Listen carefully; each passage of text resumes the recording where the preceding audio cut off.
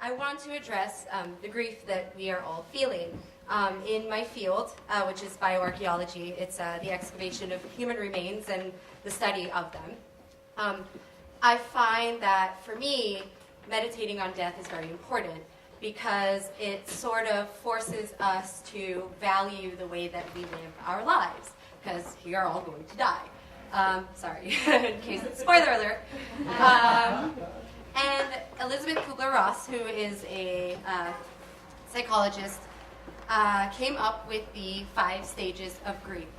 And one of the things that really grinds my gears these days is a lot of us who are upset and who are afraid are being told that we are being whiny babies, but grief is real.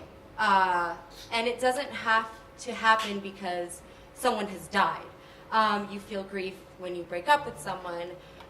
You feel grief when you lose $20. It might not be that dramatic, but everyone gets upset, and we all experience these stages. And although we experience them differently, consistently, there are 5, and we go through the motions similarly. So I want to do an exercise with you guys. It's meditative. I went to the Rubin Museum of Himalayan Art last night, and if you guys haven't been, you should. It's on West 17th and 7th. And there's a room at the Rubin that has a huge Buddhist altar, and they have incense and all of the accoutrements that go along with this beautiful practice of meditation. And adjacent to the room, there is just this blank space, and the walls are lined with speakers. And these speakers are playing the sounds of the Himalayan mountains, and it is absolutely stunning. So I went there, and it inspired me to kind of change what I was originally going to do and turn this into a meditative experience. So today I want to walk you through the 5 stages of grief, to the backing track of the sounds of the Himalayan mountains, as well as some music that my amazing husband Michael wrote. We threw this together today, so bear with us. I would like, if you are comfortable, I don't think anyone's going to get weird, but if you're comfortable, I would like you to close your eyes and just relax. Yeah.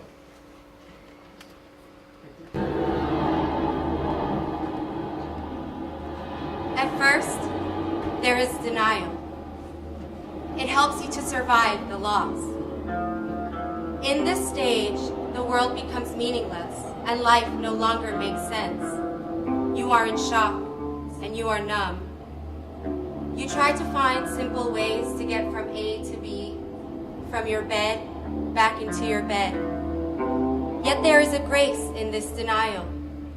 It allows you to let in only what will not break your back. And as you accept the reality of loss and start to ask yourself questions, the denial begins to fade. But all the feelings you were denying begin to surface. And you become angry. And your anger has no limits. It extends to your friends, your family, yourself, your lost loved one, your country, your neighbor, your government. You may ask, where is my God in all this? Underneath anger is pain, your pain. It is natural to feel deserted and abandoned. We live in a society that fears anger because anger is strength, and it can be an anchor. At first, grief feels like we are lost at sea, no connection to anything. The anger that you feel becomes a bridge over the sea, and it is something to hold on to. It feels better than the looming void. Anger is just another indication of the intensity of your love. Your love for someone you would give anything to have back. And so you begin to bargain.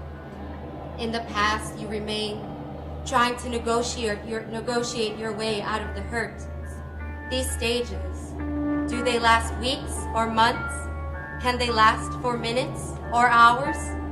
As we flip in and out of one and then the other, we do not enter and leave in a linear fashion. In the beginning, We cannot escape the ebb and the flow of grief, the ebb and the flow of depression. Our attention moves slowly into the present. Empty feelings present themselves, and grief enters your life on the deepest of levels. This depression feels as though it will last forever, and in this is the appropriate response to a great loss. You withdraw from life, left in a fog of intense sadness, wondering, perhaps, if you should go on. Depression after a loss is not unnatural. It is not a state to be fixed or something to snap out of. If grief is a process of healing, then depression is necessary. It cannot be escaped. And somehow, you learn to live with it. This great loss, this looming fear of never coming back from this, it becomes your new norm. You must try to live now in a world where the things that mean so much to you are missing, where a world you once knew has suddenly shifted to a plane you cannot grasp. But in time, and with perseverance, you will readjust. You must readjust. You must learn to reorganize roles, reassign them to others, or take them on yourself. Instead of denying your feelings, listen to your needs. You move, you change, you grow, you evolve. You cannot fight a war until you are ready. What you feel right now is necessary. What you feel right now, we feel it too. And we feel it together. Thank you.